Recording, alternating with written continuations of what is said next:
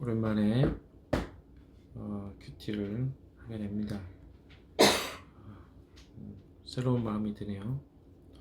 또 여러 가지 고민이 좀 있어서 어제는 큐티를 좀 쉬었고요. 오늘 내용들 같이 이야기하면서 하나님이 에스라서를 통해서 우리에게 어떤 메시지를 주시는지를 함께 돌아봤으면 좋겠습니다. 오늘 1장 1절에 보시면 페르시아 왕 고레스가 왕에 오른 첫 해이다 라고 이야기하고 있습니다. 이 연도가 BC 538년 또는 536년 이렇게 이야기합니다. 우리가 이제 좀 이야기를 하기 전에 오래전 이야기를 좀 해야 될 필요가 있을 것 같습니다. 왜냐하면 여기 굉장히 주변 이야기들이 많이 나올 수밖에 없는, 갑자기 페르시아 왕이 고레스가 등장하고, 고레스가 어떤 선언을 하죠.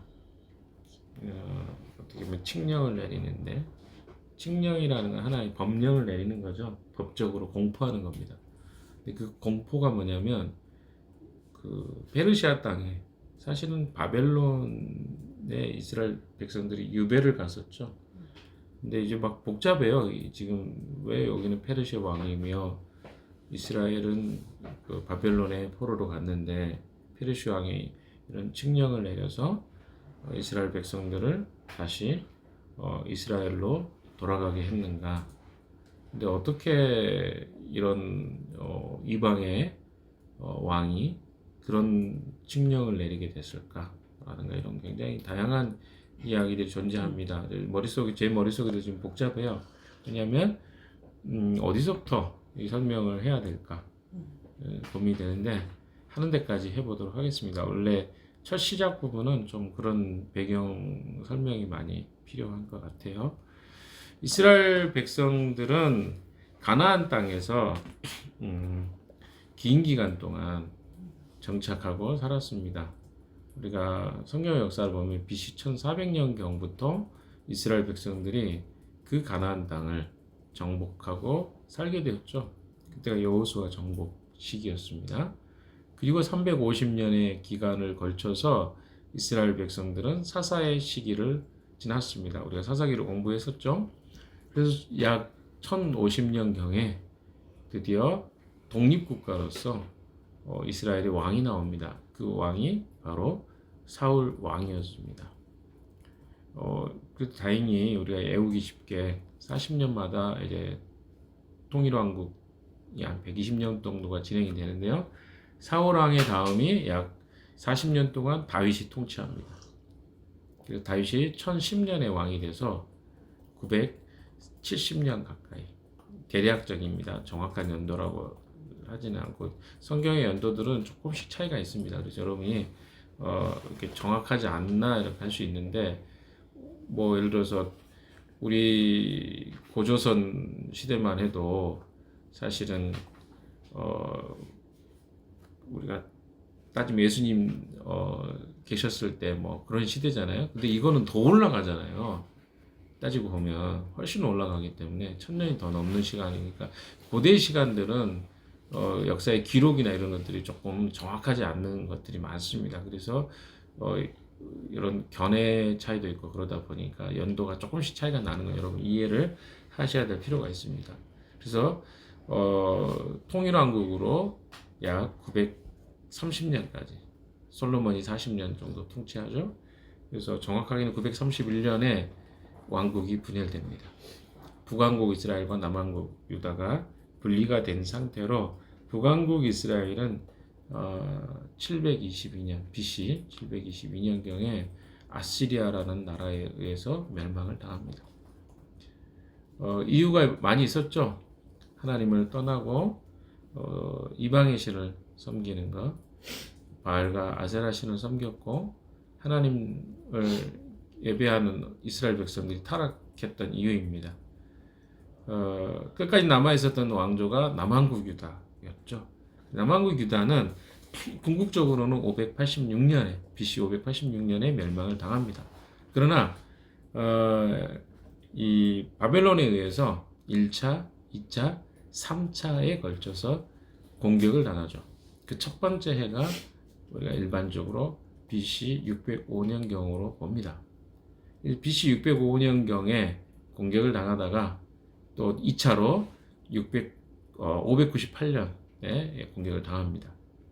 마지막으로 이제 3차 공격이 586년, 7년 이렇게도 이야기하는데요. 이렇게 해서 1차, 2차, 3차로 포로가 되죠. 그러니까 그 땅에 남은 사람들이 있었고 끌려간 사람이 있었습니다. 여러분 이걸 잘 보셔야 돼요. 그리고 그 남아 있었던 특별히 사마리아 지역에는 북왕국 이스라엘 지역이죠. 이 북왕국 이스라엘 지역은 아시리아의 정책에 의해서 굉장히 많은 사람들이 혼족으로 존재합니다. 그러니까 이방의 사람들을 이주시켜 버렸어요. 그리고 북이스라엘의 사람들을 끌고 아시리아로 끌고 갔죠. 포로로 끌고 갑니다. 상당히 많은 사람이 끌려가죠. 그리고 나서 이 사마리아 지역은 우리가 예수님 당시에도 그렇잖아요. 사마리아 지역은 그때부터 시작해서 혼혈들이 살기 시작합니다. 이스라엘 사람들과 이방인들이 뭐 결혼한다거나 아니면 아이방 사람들이 와서 산다거나 전혀 이스라엘과 상관없는 사람들이 살게 되죠. 그리고 남유다의 같은 경우는 우리가 남은 자들이 있었고, 그러니까 남은 자들의 대부분은 가문이 그렇게 유려하지 않고 유력한 사람들은 다 끌려갔다고 생각하시면 돼요. 그러니까 쉽게 이야기하면 조선시대로 따지면 양반이라든가 아니면 귀족 계열, 왕족 계열은 싹 끌려갔어요. 바벨론으로. 그리고 남아있는 평민이나 뭐 이렇게 천민이나 이런 사람들 외에는 유다 지역에 남은 사람이 거의 없었습니다. 자, 그런데 그게 과거의 역사죠. 근데 그 이유가 뭐였을까요?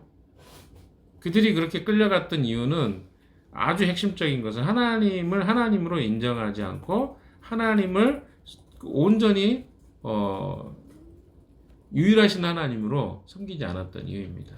그러니까 남왕국 유다든 북왕국 이스라엘이든 공이 그들의 잘못은 뭐냐면 하나님 한 분으로 그들의 주인 삼지 않았다는 거죠. 그래서 계속해서 하나님이 그들에게 기회를 주시고 선한 왕들이 8명이나 나와서 개혁도 하고 신앙의 어떤 개혁 운동이나 부흥 운동이 있었습니다. 그런데 그들이 거기에 부침이 있었죠. 그래서 결국은 마지막 시대에 그들의 하나님 앞에 온전하지 못한 신앙의 이유로 그들이 바벨론 유수를 떠나게 되죠. 포로 생활을 하게 됩니다. 그것이 이제 기점이 아까 이야기했던 것처럼 605년을 기점으로 합니다. 그러니까 첫 포로로 끌려간 시점이 605년이에요. 이때 끌려갔던 사람들이 뭐 다니엘이라든가 우리가 아는 에스겔이라든가 이런 사람이 다 끌려갑니다. 유명한 사람이 다 끌려가죠. 그런데 그 기점으로부터 70년이 된 해, 그러니까 약 605년이니까 그 70년이 되는 해가 536년 정도 될 거예요. 네, 정확히 70년이 되면 그들이 다시 돌아오게 될 것이다 라고 하는 예언을 에레미야가 합니다. 에레미야서 25장 11절 12절 29장 10절에 예측을 하죠.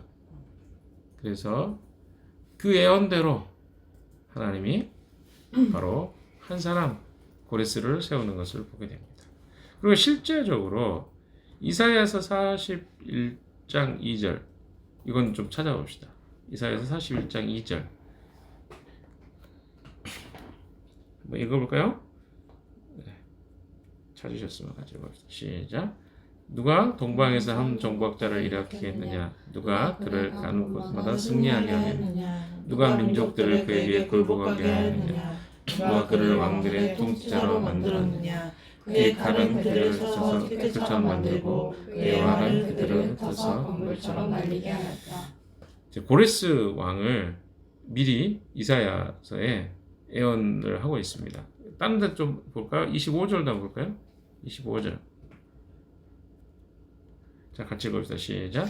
내가 북쪽에서 한 사람을 일으켜 오게 하였다. 나의 이름을 부르는 그 사람을 해 뜨는 곳에서 오게 하였다. 그가 와서 토기 따위가 진흙을 밟아 이기듯 통치자들을 진흙처럼 밟을 것이다. 또 한 군데 봅시다. 44장 28절. 자, 이름이 명확히 나오죠. 44장 28절 시작. 고레스를 보시고는 너는 내가 세운 목자다. 나의 뜻을 모두 내가 이룰 것이다 하시며, 예루살렘을 보시고는 내가 재건될 것이다 하시며, 성전을 보시고는 너의 기초가 놓일 것이다 하신다. 이게 대략 750년, 760년 경이니까 거의 200년 전에 이스라엘이 그렇죠? 포로로 끌려갈 600년대군요. 그런데 한 100여 년 전에 이런 애언입니다. 그런데 이 애언의 내용 속에 정확하게 고레스라는 왕을 세워서 하나님께서 이스라엘 백성들을 다시 회복시켜 주실 것이라는, 이 원래 44장 그죠? 40장부터가 이사야 40장부터 회복이잖아요. 이스라엘 백성들에 대한 징계가 39장까지고 회복인데, 이 회복에 고레스 왕을 하나님이 쓰실 것이다라는 것을 이미 예언을 합니다. 45장 1절 한번 볼까요? 45장 1절 같이 읽겠습니다. 시작. 나 주가 기름 부어 세운 고레스에게 말한다. 내가 너의 오른손을 굳게 잡아 열방을 내 앞에 굴복시키고 왕들의 허리띠를 풀어놓겠다. 내가 가는 곳마다 한 번 열린 성문을 닫지 않게 하겠다. 고레스는 들어라. 자, 굉장히 명확하게 이야기하죠. 13절도 봅시다. 45장 13절. 시작. 바로 내가 그를 의의 도로 일으켰으니 그의 모든 길을 평탄하게 하겠다. 그가 나의 구성을 재건하고 포로된 나의 백성을 대가도 없이 보상도 받지 않고 놓아줄 것이다. 만군의 주님이 하신 말씀이다. 아멘. 그러니까 이게 뭐냐면 그가 왕이 되는 과정도 그렇고, 그가 어떻게 이스라엘 백성들을 회복시켜 주실 것인가에 대한 예언들이 이미 이사야서에 기록이 되어 있었습니다. 그러니까 무슨 말이에요? 이게 그냥 우연히 그 왕이 어떤 생각을 하고 그냥 이스라엘 백성들에게 포로에서 회복시켜 줘야 되겠다. 다시 이스라엘로 돌아가게 되겠다. 이렇게 한 게 아니라는 거죠. 이미 이것은 하나님의 계획 가운데 있었습니다. 그러니까 하나님이 이스라엘 백성들을 일부러 괴롭게 한다거나 혹은 어려움을 주기 위해서만 이런 포로의 시기를 보낸 것은 아니었어요. 참 이런 부분이 하나님이 어떤 분이신가에 대해서, 물론 그 당시에 겪었던 이스라엘이 겪었을 멸망이 되는 예루살렘 성벽이 불타고 또 거기에 기물들이 다 바벨론으로 옮겨가고 막 황금으로 막 해놨던 방패며 이런 기물들, 황금으로 된 기물들이 전부 다 바벨론으로 옮겨지거든요. 솔로몬이 지었던 모든 성전의 것들은 기명들이 다 사라집니다. 근데 이것이 어떻게 보면 고통이고 아픔이죠. 이스라엘 민족이 얼마나 많은 사람이 죽었겠어요. 포로로 끌려갔다고 생각해 봅시다. 우리나라의 전쟁사를 봐도 우리나라 전쟁에 얼마나 많은 사람들이 포로로 끌려갔는지 모릅니다. 병자호란이나 임진왜란이나 이런 그 전쟁이 우리나라에 있을 때마다 몇십만 명씩 끌려갔어요. 몇십만 명이면 어마어마한 수예요. 그 당시에 인구가 그렇게 많지 않았기 때문에 인구의 어떨 경우 10분의 1이 끌려갔다는 말도 있습니다. 그 해당되지 않는 가정이 없을 만큼의 엄청난 충격이 있었던 그런 전쟁. 당연히 거기에는 아픔이 있죠. 이스라엘의 사람들이 얼마가 끌려갔는지를 정확히 헤아릴 수 없지만 수많은 사람들이 끌려갔습니다. 근데 그 이유가 뭐냐는 거죠. 그 핵심적 이유를 돌아보면 이스라엘 백성들에게 계속해서 하나님이 기회를 주고 하나님 앞에 돌아올 것들을 요구했지만 이스라엘 백성들이 거부했어요. 그러니까 하나님의 관심사는 그 백성이 하나님을 향한 온전한 마음입니다. 하나님과 관계 맺고 살아가는 것이 하나님이 가장 중요하게 여기는 부분들이에요. 그런데 그 백성들이 하나님을 버리는 순간에 하나님이 그들을 어때요? 완전히 버리시기보다는 그들에게 징계를 통해서 하나님께 돌아오게 하실 목적으로 그들을 바벨론 유수를 보내셨다라고 하는 것이 더 타당한 해석이라고 저는 생각이 듭니다. 근데 인간의 타락도 그런 거 아닙니까? 인간의 타락은 우리가 자유가 있죠. 근데 자유에 대한 부분은 분명히 뭐가 있어요? 책임이 있다는 겁니다. 하나의 선택이라는 것이 인간의 운명을 결정짓는 것이죠. 아담의 선택이 인류의 운명을 결정지었고 예수 그리스도의 선택이 새로운 창조, 새 창조의 그 시작을 알렸던 것처럼 하나의 선택이라는 건 굉장히 중요한 거죠. 우리가 어떤 행동을 하잖아요. 거기는 반드시 대가가 따르게 되어 있습니다. 어떤 내가 하는 결정은 거기에 따르는 대가가 있는 거예요. 근데 인간의 죄의 대가는 사망이었습니다. 특별히 이스라엘 백성들을 하나님이 그 타락한 인간 중에 아브라함을 택해서 다시 그 인류 전체를 구원하실 하나님의 계획으로 그들을 세우셨어요. 근데 그들이 어떻게 합니까? 네, 하나님을 또다시 배신한 거예요. 그런데 하나님이 그들에게 행하신 것은 영원한 징벌, 저주, 멸망으로 가는 게 마땅함에도 불구하고 하나님 그들을 어떻게 합니까? 70년이라는 상징적인 시간 동안 포로로 그들을 바벨론 유수를 보내십니다. 그러나 그것이 하나님 목적이 아니셨기 때문에 하나님은 고레스라는 왕을 통해서 자 그러면 우리가 생각할 고레스는 당시에 어떤 사람이었을까? 굉장히 많은 이야기가 있습니다. 근데 아까도 얘기했지만 고대 시대의 이 이야기들은 우리가 자료나 내용들을 정확하게 다 알기 어려운 내용이 상당히 많습니다. 우리가 고조선이라든가 고구려 역사만 봐도 자료를 찾기가 어렵잖아요. 그리고 또 어떤 경우는 역사가 훼손도 많이 됩니다. 그러니까 그 다음 왕들이 자기 역사에 별로 도움이 안 되는 것들은 다 없애버리기도 하기 때문에 기록이 안 남는 이유가 또 다른 6.25 전쟁이라든가 수많은 이런 것들 속에 역사의 내용들이 사라지기도 하죠. 전쟁 통해. 그래서 많이 기록이 없어요. 그런 것처럼 이 과거의 시대 이런 왕들의 이야기들은 정확한 내용이 많지 않을 수밖에 없습니다.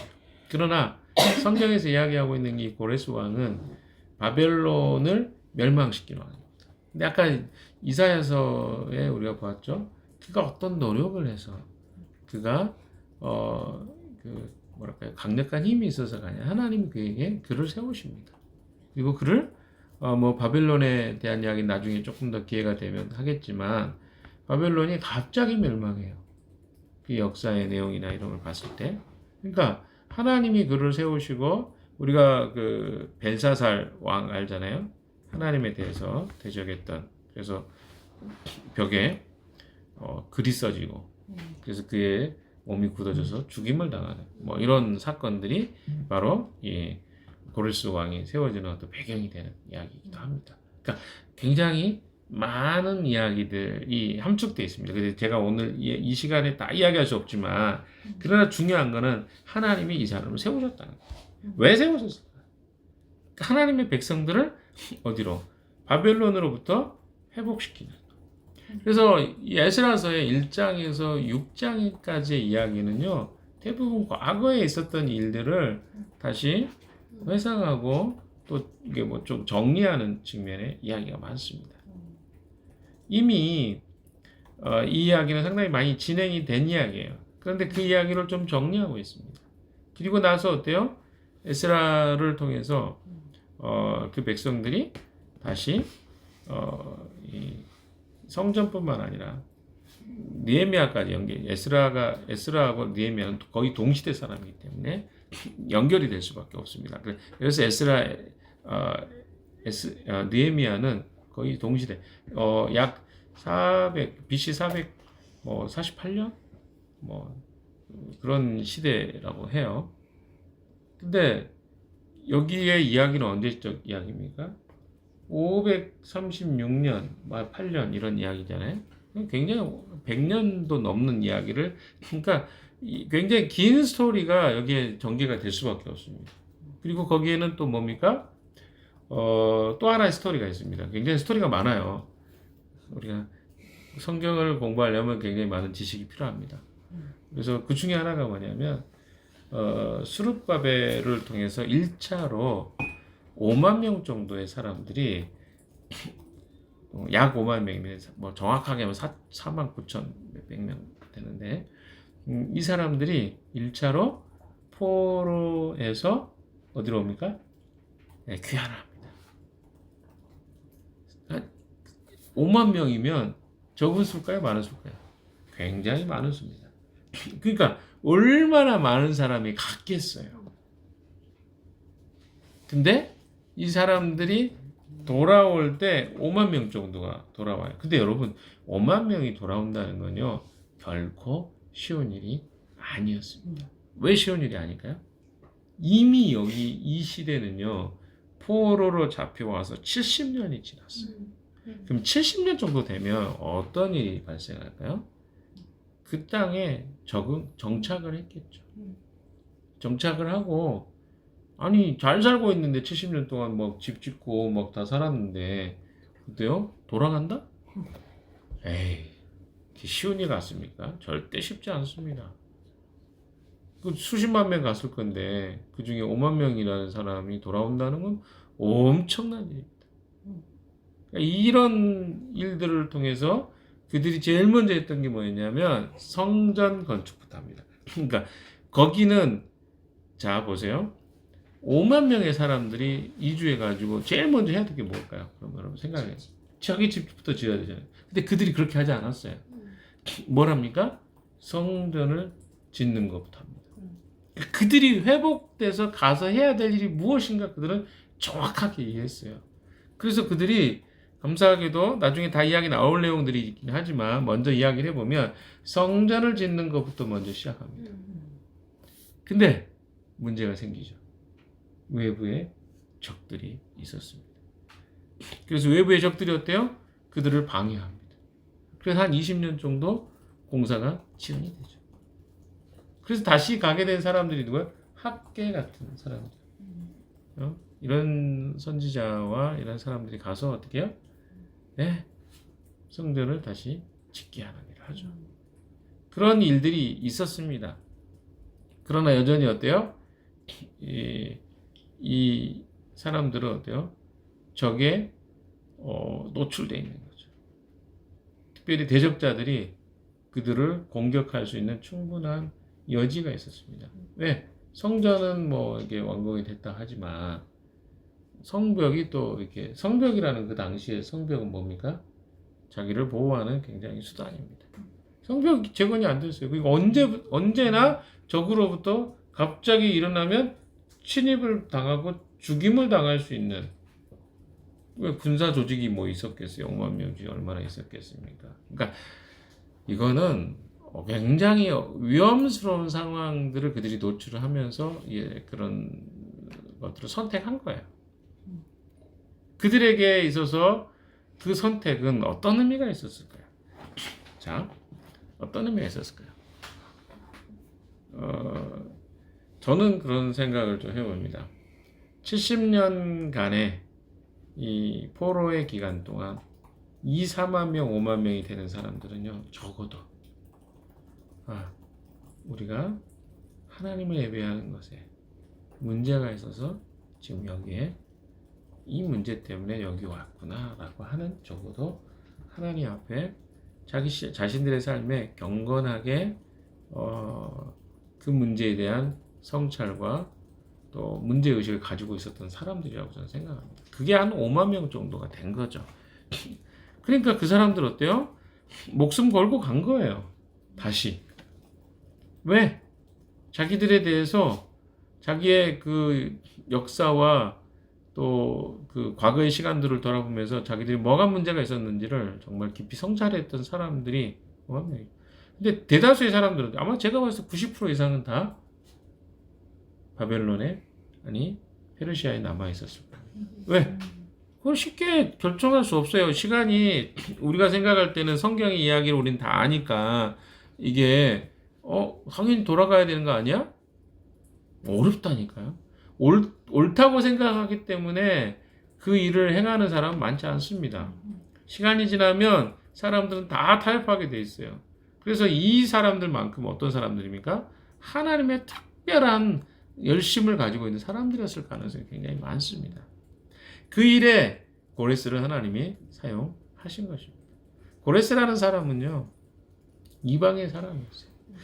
많은 학자들이 그가 구원을 받았을까 뭐 이런 고민합니다. 왜냐하면 목자라고도 이야기 나오고 하나님이 특별하게 그를 세우셨기 때문에. 그러나 그가 구원받았던 어떤 증거도 없어요. 성경에는 그런 이야기 안 나옵니다. 다만 우리가 이야기할 수 있는 것은 하나님은 어떤 분이시라는 거죠. 세상의 통치자를 세우시고 폐하시고 그의 마음에 그의 생각에 하나님의 백성을 도울 수도 있도록 하실 수 있는 분이라는 것이 여기에 우리가 볼 수 있는 내용입니다. 오늘 이제 제가 봤을 때 시간이 이제 서론 부분 많이 하다 보니까 못했는데 내일 다시 이 부분 할 겁니다. 제가 어쩔 수 없이 서론 부분 많이 할 수밖에 없어요. 당분간 하는 동안 계속 왔다 갔다 하면서 이런 이야기 할 거예요. 근데 여러분이 좀 보셔야 될 건 뭐냐면 하나님은요 우리에게 어떤 어려움이 이제 생기거나 발생할 때 우리는 뭘 봅니까? 그 문제를 바라봅니다. 그러나 하나님은 그 문제를 주시는 이유가 있지 않겠어요? 그 문제는 하나님과 그 백성과의 관계에 하나님은 훨씬 더 많은 관심을 갖고 계십니다. 그 문제에 우리는 초점이 맞춰져요. 이 문제가 해결됐으면 좋겠다. 그리고 이런 일이 없었으면, 힘듦이 없었으면 좋겠다. 이거 우리 생각이에요. 그래서 에레미야 선지자라든가 수많은 선지자들이 이스라엘 백성들이 고통을 받고 어려움을 당하는 것에 대해서 어떻습니까? 그게 고통스러웠어요. 그런 일을 하감해 달라고 합니다. 뭐 구약의 선지자 중에 하박국 선지자 같은 경우도 그렇잖아요. 하나님 어떻게 이런 일이 일어납니까? 이방의 사람들이 어떻게 하나님 백성들 이렇게 괴롭히고 왜 그들이 번성하며 우리는 왜 멸절을 당해야 됩니까? 이런 고백을 해요. 그런데 그가 하나님의 진짜 진의를 깨달으니까 그가 이야기하잖아요. 우리 유명한 이야기 알잖아요. 외양간에 소가지가 감람나무에 소출이 없어도 난 여호와로 죽어.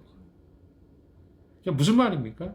하나님 한 분으로 만족하고 사는 것이 신앙이에요. 우리는 환경에 굉장히 영향을 받습니다. 하박국이 받았던 예언은 뭐냐면 이스라엘이 멸망할 거다. 아시리아로부터 침입을 받을 것이다. 하박국 시대는 북왕국 이스라엘 배경이니까요. 근데 그가 어때요?